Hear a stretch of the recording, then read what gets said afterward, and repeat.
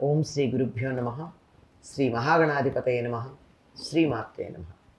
కర్కటే పూర్వఫల్గుణ్యాం తులసీకాననోద్భవాం పాండ్యే విశ్వంభరాం గోదాం వందే శ్రీరంగనాయకీం. నీళాతుంగస్తనగిరితటీ సుప్తముద్బోధ్య కృష్ణం పారార్జం స్వం శృతిశతశిరసిద్ధమధ్యాపయంతి స్వోచ్ఛిష్టాయాం సృజినిగళితం యావలాత్కృత్య భుంక్తే గోదా తస్యై నమ ఇదమిదం భూయ ఏవాస్తు భూయః. శ్రీ భూనీల సమేత గోదారంగనాథ స్వామిని నమః.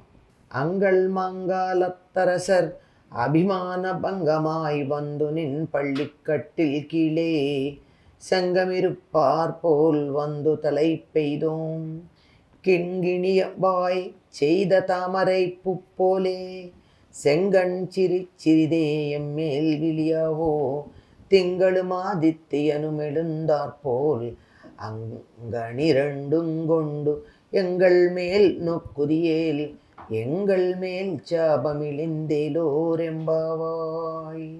గోదాదేవి చెలులతో కలిసి నందగోపుని గృహానికి వెళ్ళి ఒక్కొక్కరిని మేలుకొలుపుతూ ఇంకా తమకు దర్శనం ఇయ్యనటువంటి కృష్ణుణ్ణి ప్రార్థన చేస్తూ ఉంది. స్వామి, చాలా ఈ విశాలమైనటువంటి భూమి, ఈ మొత్తం అందంగా ఉండేటటువంటి విపులాచ పృథ్వీ అని చెప్తారు కదా, చాలా విశాలమైనటువంటి భూమండలం మీద ఉన్న రాజులందరూ కూడా తమకన్నా గొప్పవాళ్ళు ఇంకోళ్ళు లేరు అనే అహంకారంతో ఉన్నవాళ్ళు ఆ అహంకారాన్ని వదులుకుని తమను జయించిన సార్వభౌముడి సింహాసనం కింద గుంపులు గుంపులుగా చేరున్నట్టు మేం కూడా అభిమాన భంగమై నీ సింహాసనం కింద గుంపులు గుంపులుగా చేరి ఉన్నాం. రాజులకి కొంచెం అహంకారం ఉంటుంది, దర్పం దచ్చ ఉంటాయి. అట్లా ఉన్నవాళ్ళు తమంతటి వాళ్ళు లేరు అనేటటువంటి భావనతో ఉంటారు. కానీ ఇంకొక రాజు వాళ్ళని గెలిస్తే, వాళ్ళనే కాదు వాళ్ళందరినీ గెలిస్తే, ఏ ఒక్కళ్ళు మిగలకుండా అందరినీ గెలిస్తే అందరూ ఏం చేస్తారండి? కలిసికట్టుగా వచ్చి యుద్ధం చేస్తే కూడా గెలవలేని పరిస్థితుల్లో ఉంటే తప్పనిసరి సింహాసనం కింద చేతులు జోడించి నిలబడతారు.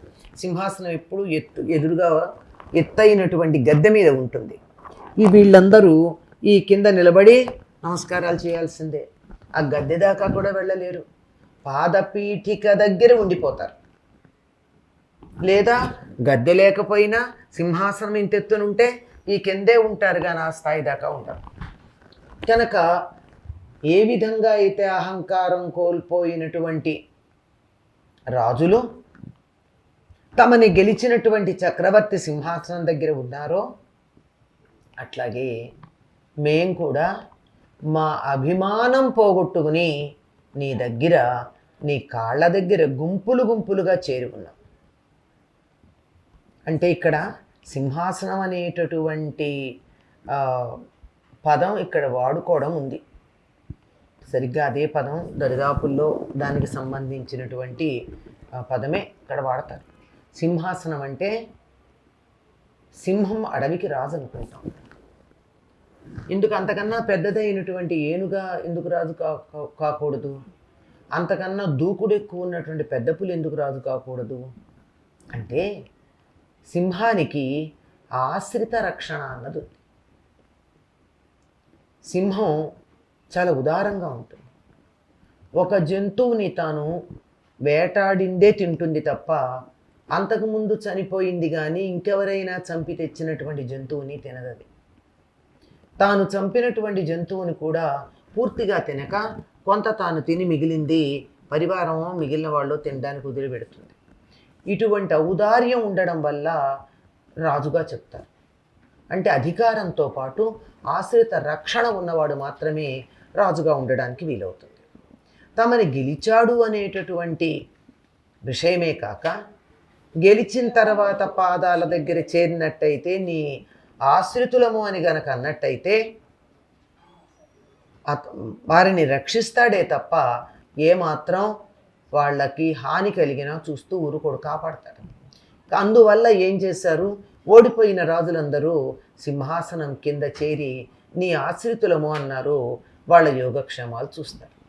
ఏ విధంగా అయితే అహంకారం వదిలి తమంతటి వాళ్ళు లేరు అనే భావన పక్కన పెట్టి ఓడిపోయి నీ పాదాల దగ్గర చేరారో శత్రురాజులు, ఆ విధంగా మేం కూడా అభిమానం పోగొట్టుకున్నామయ్యా. ఆడపిల్లలకి కొంచెం అభిమానం ఎక్కువ. నువ్వంటే ఇష్టమని ఎవరితోనూ త్వరగా చెప్పరు. అబ్బాయి చెప్పినంత తేలికగా అమ్మాయిలు చెప్పరు. కానీ మేం చెప్తున్నాం ఇక్కడ, మా అభిమానాన్ని వదిలిపెట్టుకున్నాం, స్వాభిమానం పక్కకు పెట్టి నువ్వు తప్పగతి లేదు అంటే నీ పాదాల దగ్గరకు వచ్చాం మేము. ఏ రకంగా అయితే రాజులు ఓడిపోయి చక్రవర్తి దగ్గర తమని గెలిచిన వాళ్ళ దగ్గర పాదాల దగ్గర చేరతారో అట్లాగే నీ సింహాసనం కింద మేమంతా గుంపులు గుంపులుగా చేరుకుని ఉన్నాం. ఒక్కసారి నెమ్మదిగా నీ కళ్ళు విచ్చి నీ చూపు మా మీద ప్రసరింపచే. ఆ చూపుని ఎంత గొప్పగా వర్ణిస్తాడంటే, చిరుగంట ముఖంలాగా విడివడి ఉన్న తామర పువ్వు లాగా. కన్ను తామర పువ్వే, కానీ ఎలా ఉంది, ఆ కంటిలో ఉన్న గుడ్డు ఉందే, ఆ గుడ్డు చూడ్డానికి చిరుగంటలో నుంచి కనపడుతున్నటువంటి లోపల ఉన్న రాయిలాగా. ఎలా ఉంటుందండి, ఇలా కన్ను ఉంటుంది, కంటికి పైన ఒక రెప్ప ఉంటుంది, కింద ఒక రెప్ప ఉంటుంది, ఇట్లా ఉంటుంది. ఈ పై రెప్ప ఇట్లా పడుతుంది, కింద రెప్ప ఇట్లా కిందకు వస్తుంది.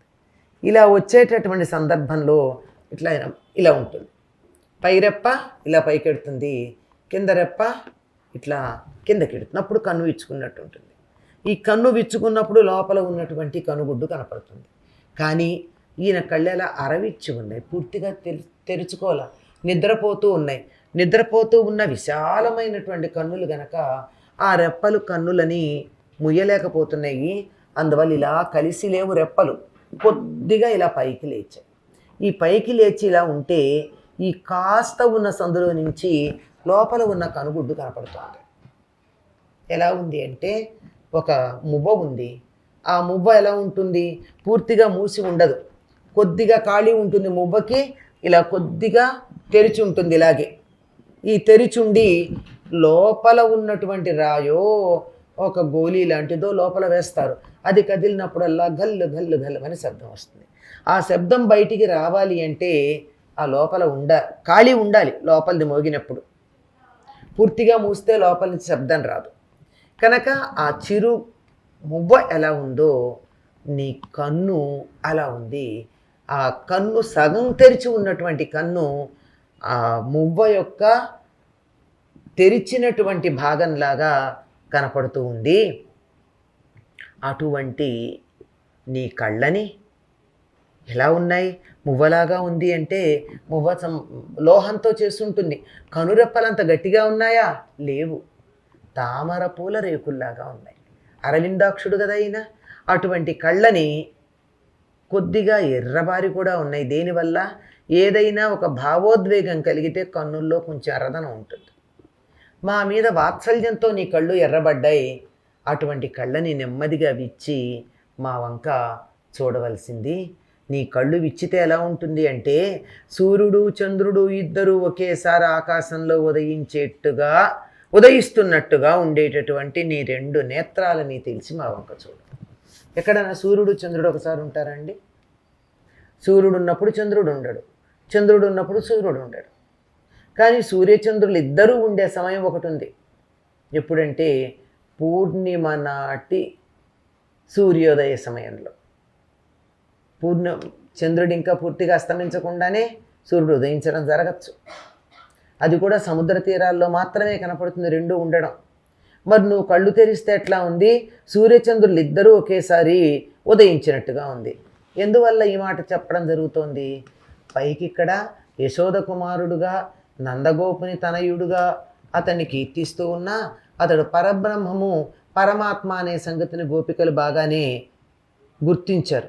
ఆనాటి గోపికలు గుర్తించారో లేదో తెలియదు, కానీ ఈనాటి గోదా గోపిక ఆ గోదతో ఉన్నటువంటి చెలులు వీళ్ళు మాత్రం గుర్తించారు. అందువల్ల ఏమనుకుంటున్నారు వాళ్ళు అంటే, ఈయన సాక్షాత్తు పరమాత్ముడైతే ఒక కన్ను సూర్యుడు, ఒక కన్ను చంద్రుడు దైవానికి. అంతే కదండి, సూర్యచంద్రులు ఇద్దరూ చెరొక కన్నుగా ఉంటారు. అలా ఉన్నప్పుడు నీ 2 కళ్ళు తెరిస్తే సూర్యచంద్రులు ఇద్దరూ ఒకేసారి ఉదయించినట్టు ఉంటుంది. అంటే నువ్వు సాక్షాత్తు పరబ్రహ్మ స్వరూపుడివి. ఇవాళ ఇక్కడ చిన్న పిల్లవాడులాగా నందుడింట్లో యశోద పెంపకంలో పెరుగుతున్నాడు అనుకుని భ్రమపడుతున్నాం. కానీ నిజానికి నువ్వు సాక్షాత్తు సూర్యచంద్రులు కన్నులుగా కలిగిన విరాట్ పురుషుడు సుమా అని చెప్తూ, మాకు అనుభవించి తీరాలనే శాపం లాంటి కర్మ కూడా మమ్మల్ని వదిలిపోతుంది. ఎప్పుడైతే నువ్వు సూర్యచంద్రుల లాంటి కళ్ళని ఒకేసారి తెరిచావో, ఇది చాలా అపురూపమైన ఘట్టం కదండి, సూర్యుడు చంద్రుడు ఒకేసారి ఉండడం. అప్పుడు ఏం జరుగుతుంది? మా పాపాలన్నీ పోతాయి. పాపాలు అంటే చాలా రకాలుగా పోతాయి. పాపాలే కాదు, ఇవి ఎట్టి పరిస్థితుల్లో ఎవ్వరూ కూడా వాటిని తొలగించటానికి తగ్గించటానికి వీల్లేవు అని కొన్ని ఉంటాయి. కొన్ని పాపాలకి పరిహారాలు పోతాయండి, పరిహారాలతో పోతాయి. కానీ పరిహారాలు లేకుండా ఉన్న అనుభవించక తప్పదు అని, అటువంటివి కూడా పోతాయి. ఒక్కసారి నువ్వు సూర్యచంద్రులిద్దరూ ఒకేసారి ఉదయించినట్టు కానీ 2 కళ్ళని ఒకసారి తెరిచినట్టయితే ఆ చూపుకి పాపాలన్నీ కూడా పటాపంచలైపోతాయి. అందువల్ల ఒక్కసారి కళ్ళు తెరవయ్యా, కళ్ళు తెరిచి ఆ తెరచిన కళ్ళతో మమ్మల్ని ఒకసారి చూడు, మాకు దర్శనమియ్యి. అప్పుడు మేము ఈ వ్రతం చేస్తాం. ఆ వ్రతం వల్ల లోకానికి మేలు కలుగుతుంది. మా సొంతం కోసం అనుకుంటున్నావా? స్వార్థం కాదు, అందరి కోసం చేస్తున్నటువంటి వ్రతం ఇది అని గోదాదేవి కృష్ణుణ్ణే తలుపు తెరవమని ఇక్కడ గట్టిగా, అంటే ఆ కంటి చూపు తమ మీద ప్రసరింపచేయమని గట్టిగా ప్రార్థన చేస్తూ ఉంది ఈ పాసురంలో. స్వచ్చిష్టమాలికా బంధగంధబంధురజిష్ణవే విష్ణుచిత్తతనూజాయై గోదాయై నిత్యమంగళం.